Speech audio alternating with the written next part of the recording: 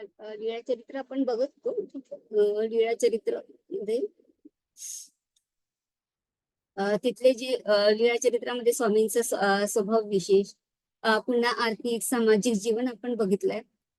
तसंच त्यानंतर त्यांची देखणी देहयष्टी, तर सुंदर अंतकरणासोबत स्वामींना देखणी देहयष्टी सुद्धा लाभलेली होती. आणि त्यांच्या स्वरूप सौंदर्याचे अनेक ठिकाणी वर्णन आलेले आहे. सौंदर्यमूर्ती कृश झाली असा खुद प्रधान पुत्राच्या मातेचा उद्गार स्वामींच्या सौंदर्याचा सूचक आहे. ऐसा पिंडुमा ऐसा का उपेक्षिला हे कांती नगरी स्वामींना पाहून उदयनाथांनी काढलेले उद्गारही स्वामींच्या रूपसंपन्नतेचे साक्षीदार आहेत. प्रधानपुत्र जन्माने गुजराती होते, ओघानेच त्यांना प्रसिद्ध गुर्जरीय गौरवर्ण लाभला होता. गौरमूर्ती हे त्यांचे वर्णन या संदर्भात पुरेसे बोलते आहे.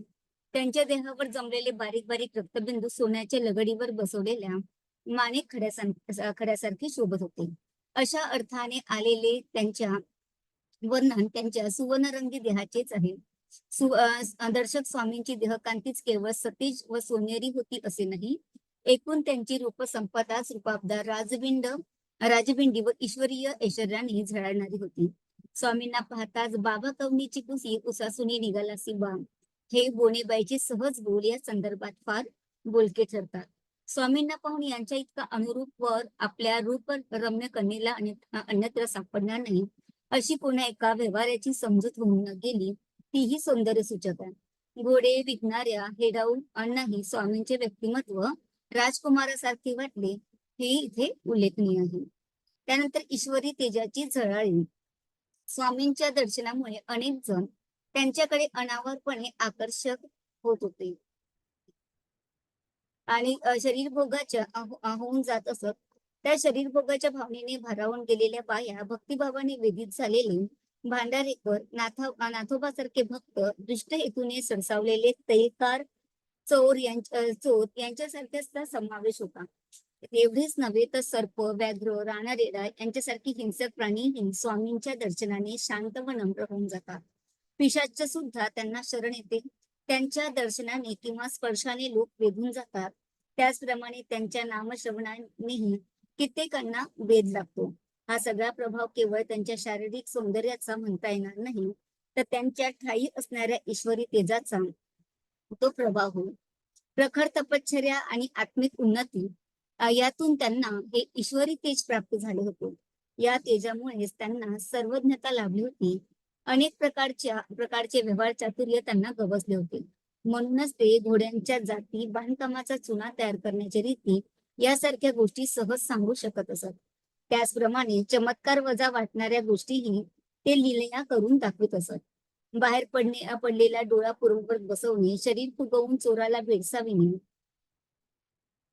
वाघासारखी गर्जना करणे, एखाद्याचा ज्वर घालविणे, गुरखांची पोरे विहिरीच्या तळाशी लपवून परत काढणे, केवळ आशीर्वाद देऊन निपुत्रिकांना पुत्रवती बनवणे यासारखे अलौकिक प्रकार करून दाखवणे त्यांना सहज साध्य होते. त्यांना लाभलेले ईश्वरी शक्तीचे हे खेळ होते. मात्र चमत्कार करण्याचे अद्भुत सामर्थ्य दाखवून लोकांना आपल्या भजनी लावू नये असे एका प्रसंगी त्यांनी आपला भक्त भांडारेकर ह्यास निक्षून बजावले. तर विष्णू स्वामीच्या भूतिका सिद्धी कथनातूनही स्वामीचा हाच निर्धार व्यक्त होतो. आणि सर्वात अलक्षणीय वैशिष्ट्य म्हणजे स्वामींनी आपले चमत्कार चातुर्य लोकांना स्वतःकडे प्रलोभित करण्यासाठी कुठेही उपयोजले नाही, तर बहुधा मागणी आली तेव्हाच त्यांनी वापरले. अशीच उदाहरणे विपुल आहेत. आणि स्वतःची शेती सिद्ध करण्यासाठी त्यांनी चमत्कार भक्तीचा कधीच वापर केलेला नाही, चमत्कार शक्तीचा कधीच वापर केलेला नाही. अशा प्रकारे हे लीळा चरित्र आहे. त्याच्यामध्ये चक्रधर स्वामींचे चरित्र इथे रेखाटलेलं आहे. सगळ्या लीळा एक एक प्रसंग त्यांनी इथे रेखाटलेले आहेत. आणि महिन भटांनी लीळा चरित्र हे महिन भटांनी लिहिलेलं आहे. त्यानंतर यामध्ये चक्रधर स्वामींचं चरित्र दिलेलं आहे. आणि चक्रधर स्वामींचे गुरु कोण आहे? गोविंद प्रभू. आणि चक्रधर स्वामींचा पूर्वावतार आहे चांगदेवराव. हे सगळं लक्षात ठेवायचं आहे. आणि प्रधान पुत्र यामध्ये त्यांनी आपल्या मृतदेहामध्ये त्यांनी प्रवेश केलेला होता प्रधान पुत्रांमध्ये. इतकं सगळं थोडं लक्षात ठेवायचं. आणि बाकीचं त्यांचा काही ग्रंथ वगैरे आहे, हे सगळं आपण वारकरी पंथामध्ये घेतलेलं आहे. तर त्यामध्ये पण थोडं वाचून घ्याल म्हणजे येऊन जाईल.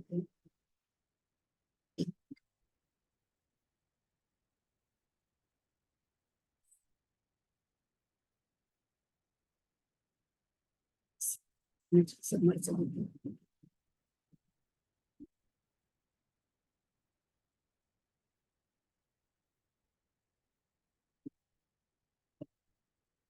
आता आपण एक कविता संग्रह बघू, पायी चालणार. प्रफुल्ल शिलेदार यांचा पायी चालणार हा कविता संग्रह आहे. याच्यामध्ये भरपूर कविता आहे.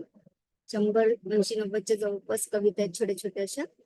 ठीक आहे. तर ही नवोत्तर कवितेतली एक महत्वाची कवी आहे. त्यांचा यापूर्वी जगण्याच्या पसारात हा कविता संग्रह प्रसिद्ध झालेला आहे. जगण्याच्या पसारात हा प्रफुल्ल शिलेदार यांचा एक पुन्हा कविता संग्रह आहे. आणि आपल्याला पायी चालणार हा एक अभ्यासाला संघ दिलेला आहे. एकूणच नवोत्तर काळात सामाजिक, राजकीय, सांस्कृतिक जीवनावर जागतिकीकरणाच्या उमटलेल्या खुणांचे, ओळखण्यांचे अचूक आकलन त्यांच्या कवितांमध्ये दिसते.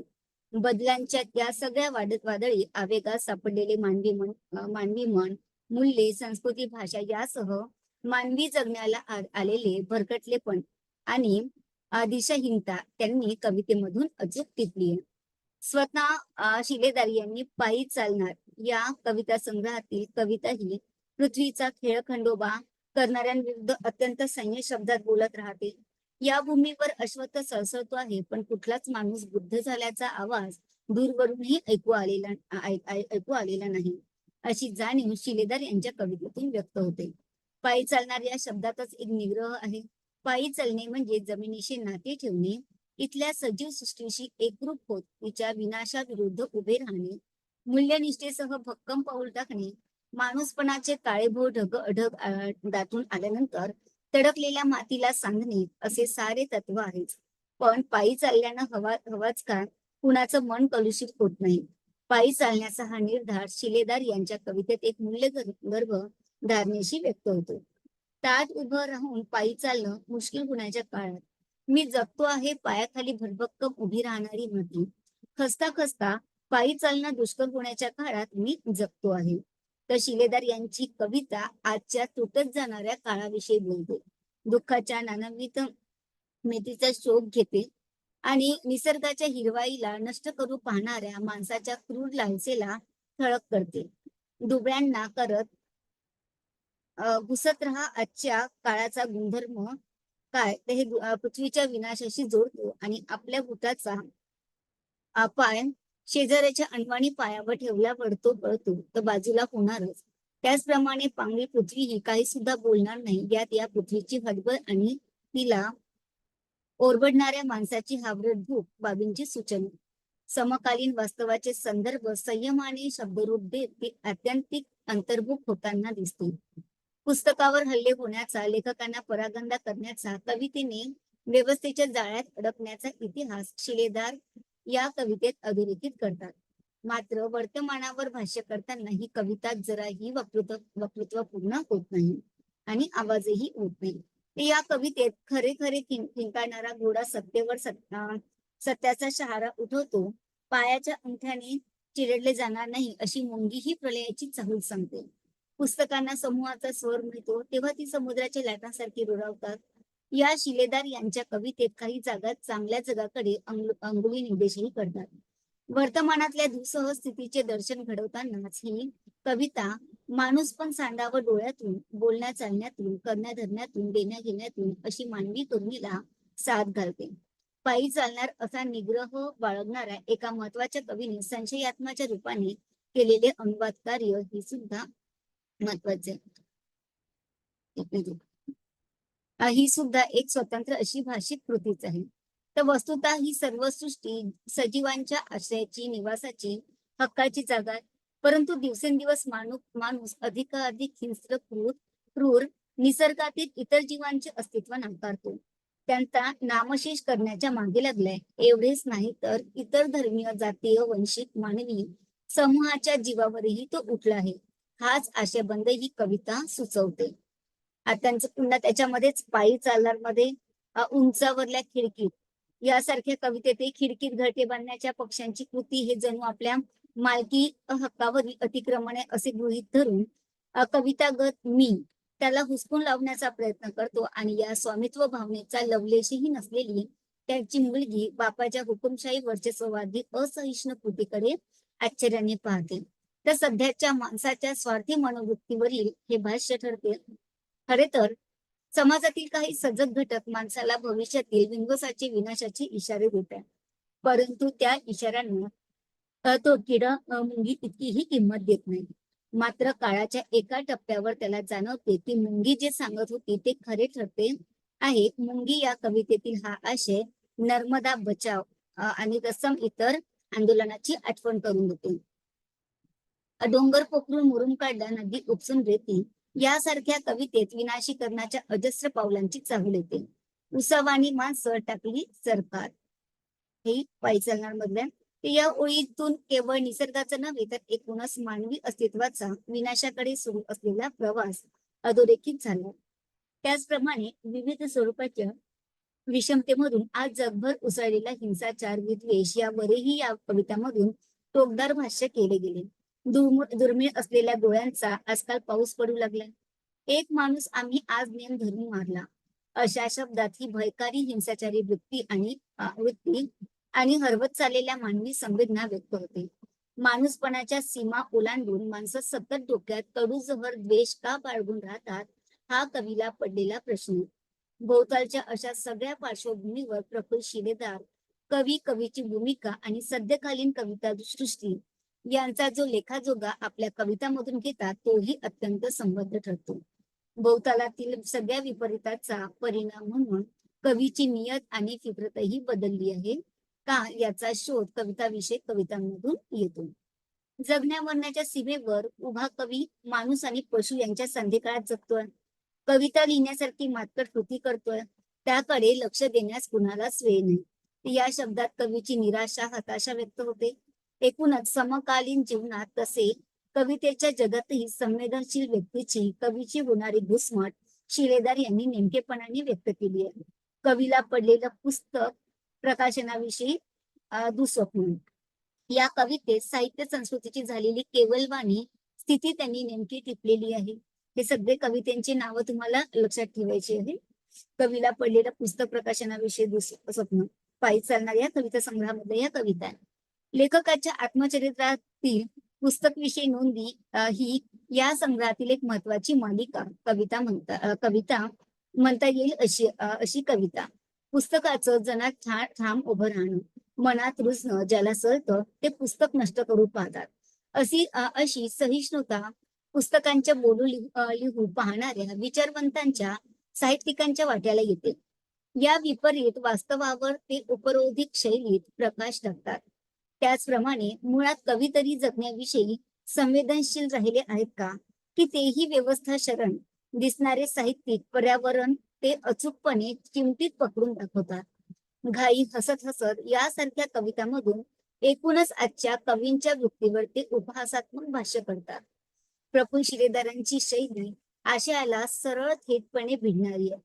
ती वरवरच्या आशयाच्या पलीकडे घेऊन जाणारी आहे. त्यांनी केलेल्या सद्यकालीन सामाजिक सांस्कृतिक निर्भीड भाषेला ती अनुरूप अशीच आहे. एक गंभीर कविता संग्रह वाचल्याचा आनंद या कविता निश्चितपणे देतात. जमिनीशी नातं जपणारा प्रत्येक जण पृथ्वीचा खेळ खंडोबा करण्याविरुद्ध पायी चालत असतो. संग्रहातील ही पहिलीच कविता पृथ्वीचा खेळ खंडोबा ही एका या संग्रहातील पहिली कविता आहे पायी चालणं.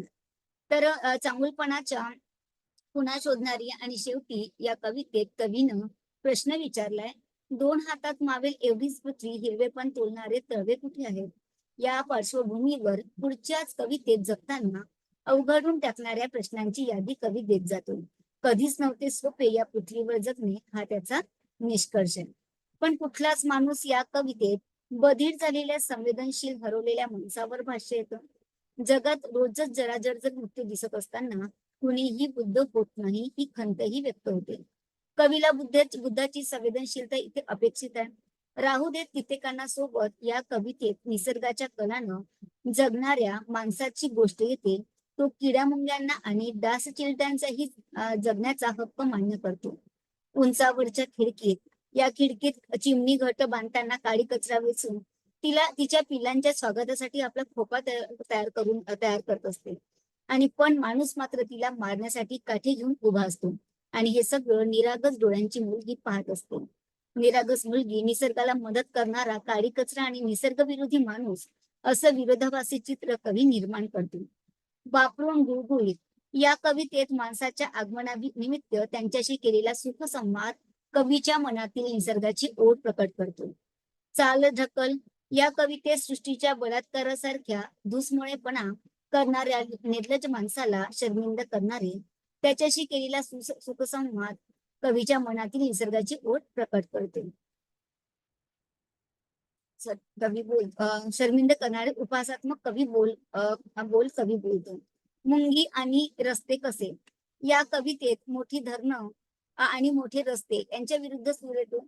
एकूण काय तर निसर्गाला चिरडून काहीही करण्याचा कवीचा विरोध आहे. मुंगी धरण फुटण्याची वार्ता ओढून सांगते, पण तिच्या नगण्य अस्तित्वासारखं तिचं म्हणणंही नगण्य समजलं जातं. या कवितेतला मी म्हणजे तुम्ही आम्ही सगळे या कवितेतली मुंगी म्हणजे मेधा पाटकर पर्यावरण आणि आदिवासींना वाचवण्यासाठी मोठ्या धरणाला त्या प्राणपणाने विरोध करतात. अशी धरणं म्हणजे पर्यायानं पर्यावरण आणि आपणाला संपवणारी असतात. रस्ते कसे कवितेत कवी लिहितो, अंथरले शेतामधून काळे शार गालीचे शेवरले वॅगन BMW आल्यात हवेत चालायच्यात अंगावर घालायच्यात रस्ते कसे टकाटक हवेत. निसर्ग आणि सामान्य माणसाला होणाऱ्या प्रत्येक विरोधाला कवीचा विरोध आहे. वाघ कवितेतला वाघ हा ही एक पुन्हा कविता. वाघ कवितेतला वाघ म्हणून जगण्यातल्या अडचणी समजून घेत स्वतःतलं वाघ पण विसरणारा वाघ म्हणजे आधुनिक माणूसच आहे. ज्याला सतत अडचणींशी तडजोडी करत जगावं लागतं त्या पुढच्या एकटाच आहे. या कवितेत सतत पोच घेत जगण्याचा कंटाळा येऊन सामान्य जगण्याचाही अभिनय करावा लागण्याची वेळ आजच्या माणसावर कशी आलेली आहे ते येतं पुढच्या एका कवितेत समाजात वाढत असलेल्या टोकाच्या कडवटपणामुळे समाजाला येणाऱ्या पंगुत्वाची कवीला चिंता वाटते. खरं खरं खिंकाळल्यावर सत्तेवर सत्याचा शहारा उमटवणारा दुर्मिळ घोडाही शिलेदारांच्या एका कवितेत येतो. इतर अनेक कवितातून सद्य परिस्थितीतल्या हिंसेवर भाष्य येतं. जात धर्म देश भाषेच्या दुराभिमानाला बळी गेलेल्या यांचे निनावी संदर्भ येतात. एका कवितेत शिलेदार लिहितात, इथली माती ही संतपणे धुमसते तिच्या आचेवर भाकरी भाजून घेत आहातच आज, पण राखेतून पीक काढणं मुश्किल होणार आहे पुढे. जादुई वास्तव कादंबरी डोकावलो आपल्या भाषेत या कवितेत म्हणजे कवीच्या वाचन नोंदी आहेत. तर भेट ही कविता कविमित्र भुजंग मेश्राम यांच्या शेवटच्या भेटीवर आधारित आहे. तर कवीची कविता म्हणजे कवीला चिरंतर करणारं पिरॅमिड. कवी मेला तरी कवितेत तो शाबूत असतो असं शिलेदारांना वाटतं. कवितांची अक्षरं म्हणजे काळे किडे. कवीचं काळीज कुरतडून बाहेर येणारे हे काळे किडे रसिकांसाठी मात्र काळीच खुणा असतात असंही शिलेदारांना वाटतं. तर इथं मर्ढेकरांची काळ्यावरती जरा पांढरे ही ओळ आठवून जाते. सुळबुळ या कवितेत निर्मिती पुनर्लेखन निराशा विषयांतर या कविता लिहिण्याच्या अवस्था येतात. कविता हसत हसत ही कवीच्या केविलवाण्या अवस्थेची कविता आहे. निर्मितीसाठी आतुर पण कवितेचा क्षण पकडता न येणारं कवीचं मन इथे दिसतं. कवीला वरायला आलेली पण त्याची अवस्था पाहून हसत हसत परत निघालेली कविता इथं दिसते. सावकाशीचा अवकाश मागणाऱ्या कवितेची पाहून हसत हसत परत निघाली सावकाशीचा अवकाश मागणाऱ्या कवितेची कवी प्रकाशक संपादक गायक समीक्षक या सगळ्यांनी अतिघाई केल्यामुळे होणारी उतरओढ घाई कवितेत येते. कवीला पडलेलं पुस्तक प्रकाशनाविषयी दुःस्वप्न या कवितेचं हे शीर्षकच आहे. या कवितेचा सगळा आशय सांगून जातो. हौसी कवीच्या कविता संग्रहाचा प्रकाशन समारंभ हे वाङ्मय व्यवहारातलं एक विडंबनच असतं. त्याच या कवितेत साक्षात्कारी दर्शन घडवलेलं आहे. माणूस समोर असून काव्यमय जगतो तेव्हा कविता लिहून ठेवायचं भानही त्याला राहत नाही. त्याचं जगणंच कवितामय झालेलं असतं. असा मागच्या कवितेचा नेमका विरोधी विषय पुढच्या लक्षच नाही या लहानशा कवितेत येतं. कारण अशा माणसाचं जगणंच कविता झालेलं असतं. अनुवाद प्रक्रियेत प्रत्येक कवीच्या भूमिकेत शिरताना आपण कितीतरी समृद्ध होत जातो याचा प्रत्यय देणारी ही एक कविता शिलेदारांनी लिहिली आहे. कविता लेखनाची सजग जीवघेणी प्रक्रिया आणखी एक खरडा या कवितेत येते. यामध्ये बरेच कविता आहेत. त्याची जी जी नावं दिलेली आहेत ती सगळी लक्षात ठेवायची. तर कविता लिहिण्यापेक्षा कविता जगण्यावर कवीचा जास्त भरोसा आहे. एका कवितेत ते लिहितात, कविता लिहिण्यासाठी परिस्थिती फक्त माझ्या अवतीभोवती नाही, प्रत्येकाच्याच भोवती हवी. मग कुणी कविता लिहिली नाही तरी चालेल. लिहून झालेल्या कवितेशी कवीचं नातं शोधणारही एक इथपर्यंत कविता शिलेदारांनी लिहिलेली आहे. सार्वजनिक शेणात पडणाऱ्या कवीच्या पायात आपलेही पाय असू नयेत म्हणून धडपडणारा कवीचा आत्मा कवितेत दिसतो. या कवितेतल्या कवीचं विभत्स रूप दर्शवणारा हा तुकडा. कवितेची पोस्टर अंगावर घेऊन मिरवणं, नखरेलपणे मंचावर चढणं, बाजाराचा वास घेऊन झाकलेलं अंग उघडं करणं, आपल्यापासून सुट्या झालेल्या कवितेशी अतिप्रसंग करत वारंवार लोकांपुढे ओढत आणणं, टाळ्या पिटणाऱ्या जमावासमोर शब्दांच्या कटपुतळ्या कंबर लचकवत नाचवणं, पोट तट्ट भरलेलं असताना तोंड बेंगाडत फिरणं, या साऱ्या शिताफतीच्या गोष्टी शिलेदाराच्या कवितेत संगीतातल्या प्रतिमाही पाहायला मिळतात. त्याची काही कवितांतूनही येणारी उदाहरणं. चिरेबंदी वाड्याशी झुमऱ्यातील मल्ला सोळा मी ऐकत राहतो. भरव भाट्यार भकर समान प्रेमाने गातो. छोट्या खालाचा गज दिसताच घट्ट धरून ठेवतो. बँडबाजा ही अख्खी कविता संगीताच्या प्रतिमेतून येते. पुरुषोत्तम दास ही एका संगीत प्रेमावर लिहिलेली अप्रतिम कविता आहे. पुरुषोत्तम दास मला माझं रूपच वाटतो. मीही असंच संगीतावर प्रेम केलं आणि एकेका गाण्यासाठी बनवलो. लाखो रुपये आणि लाखो तास त्यावर खर्च केले. त्यामुळे ही कविता मी पुन्हा पुन्हा वाचली. या तिथल्या माझं आत्मचरित्र सांगणाऱ्या या काही ओळी. मुंबई पासून कलकत्त्यापर्यंत सगळे बाजार पालथे घातले. तानात हात मिळालेल्या रेकॉर्डच्या जडजूड पिशव्या घेऊन हिंडलो. माझं आत्मचरित्र सांगणाऱ्या या काही ओळी. मुंबई पासून कलकत्त्यापर्यंत सगळे बाजार पालथे घातले. तानात हातात मिळालेल्या रेकॉर्डच्या जडजूड पिशव्या घेऊन हिंडलो. भरपूर वेळ असणाऱ्या श्रीमंताचा हा शोक माझ्यासारख्या शेतकऱ्यानं जीव ओतून केला. चार दिवस पावसाची झड लागायची तेव्हा रेकॉर्ड ऐकल्या. दुष्काळात पाण्याचा थेंब विहिरीत नसे तेव्हा रेकॉर्ड ऐकल्या. पानगळ होताना काय आणि नवती फुटताना काय, डोक्यात रेकॉर्ड फिरत असायच्या. माथेरान, सेवाग्राम, सूर्य बघायला, पुरुषोत्तम दास या कविता म्हणजे स्थळ वर्णन आहेत. अर्थातच ती कवीनं केलेली स्थळ वर्णने असल्यामुळे या सर्व कविता स्थळ वर्णन असल्यामुळे इथे कमीत कमी तपशिलात अधिकाधिक संवेदना संप्रेषित केल्या जातात. ही एका अर्थानं कवितेतून केलेली प्रवास वर्णन आहे. या कविता वाचताना मला वसंत बापट यांच्या प्रवासातल्या कविता आठवत दिल्या. मित्र, मागून एक मुंगी येऊन गेली आणि पुढे एका कवितेत सामान्य माणसाची प्रतिनिधी मुंगी येते. थेट कवी कविता लिहित बसलेल्या टेबलावर कवी समोरच्या पुस्तकावर तुंतुरते. कवीला वाटतं ही वाळवी म्हणून तो हातातला पेन उलट करून तिला चिरडून टाकतो आणि मग त्याचं चिंतन सुरू होतं की तोच या कवितेचा विषय कुणीच दाद देत नाही. ते एका अर्थानं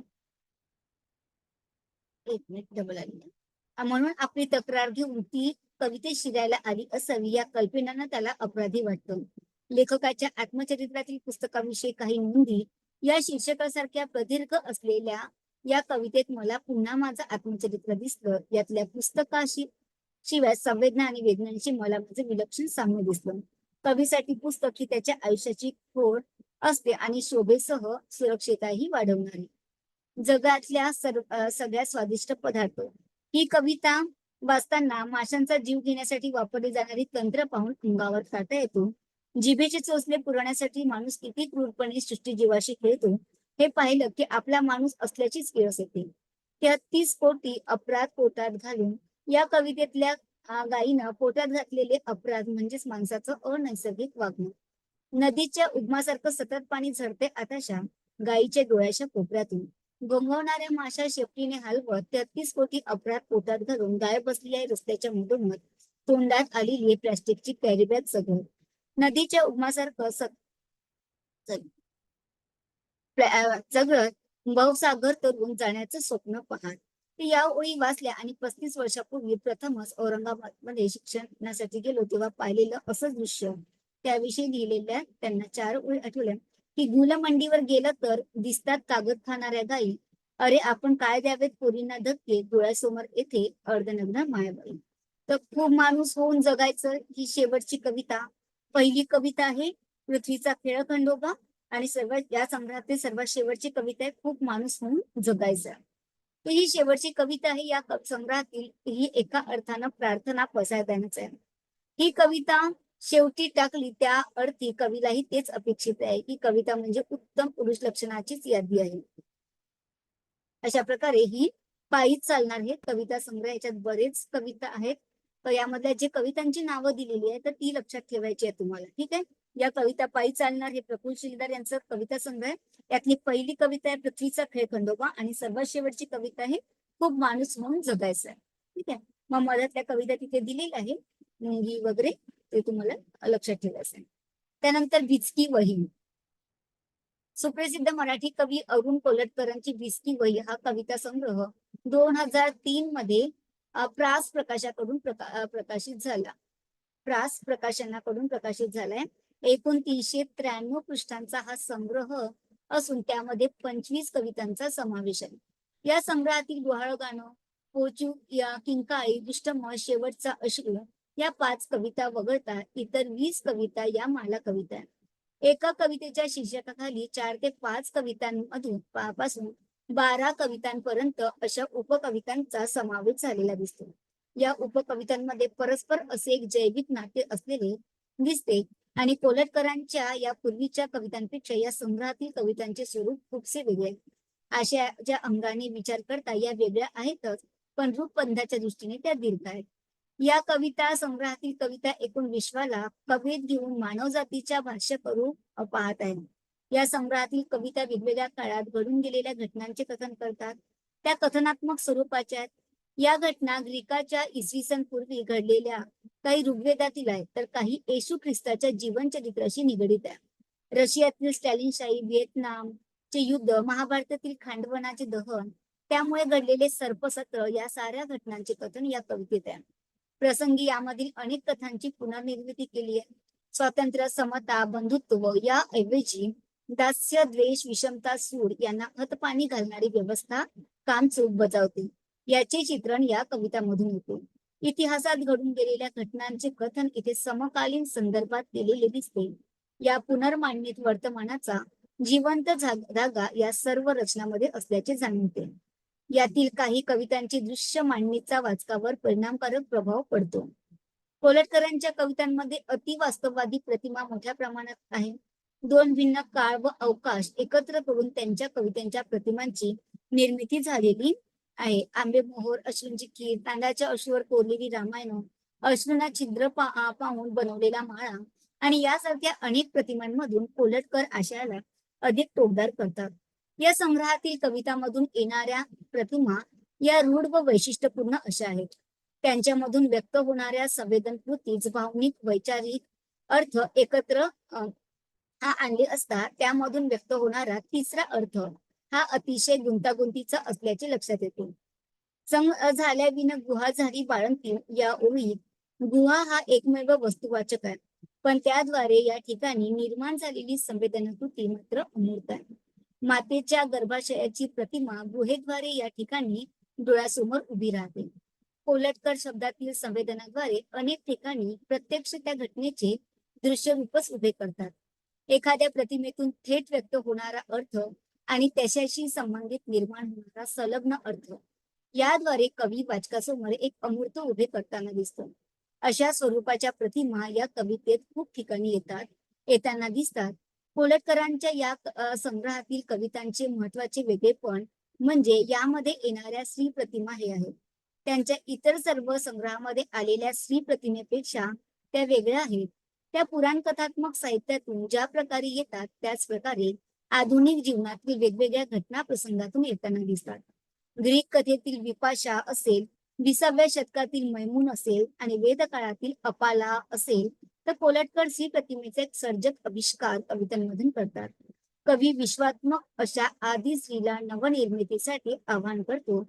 या ठिकाणी येणाऱ्या पुराण कथात्मक प्रतिमामधील स्त्री प्रतिमा या आदि स्त्री प्रतिमेची विविध काळातील रूपे आहेत. प्रेमानुभवाचे त्यामुळे निर्माण होणाऱ्या शोकात्मक अवस्थेची लैला ही स्त्री प्रतिमा आहे. भविष्याचे ज्ञान असणारी गर्भाशयास नाकारणारी हाडम्मा, ही सगळी यातल्या श्री प्रतिमा यांनी या कविता संग्रहामध्ये दिल्या. आणि आणि अशा अनेक श्री प्रतिमांच्या स्त्रीच्या दुःखी शोषित रूपाचे आविष्करण झालेले आहे.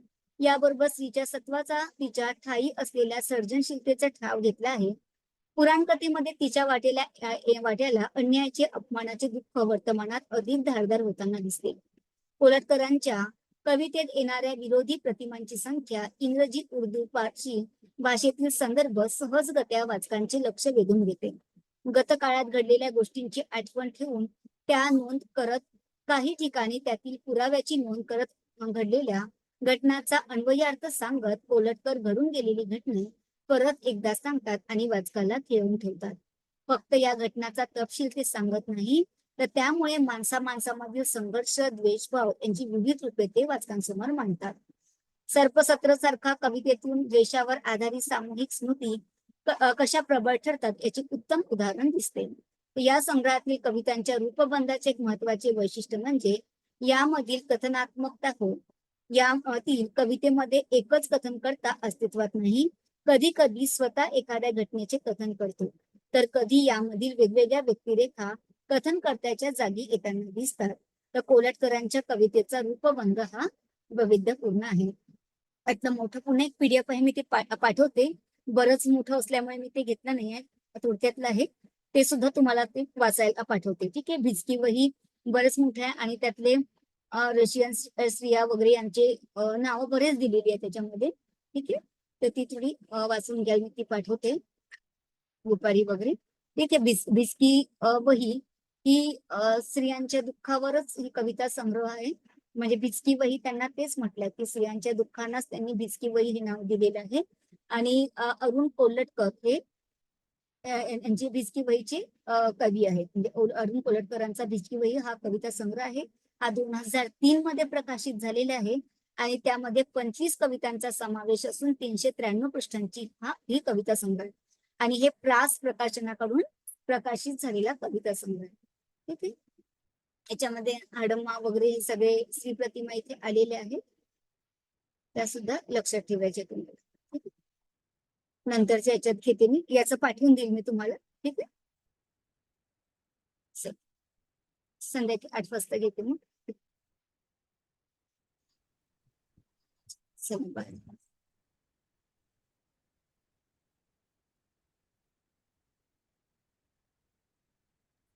Okay bye bye.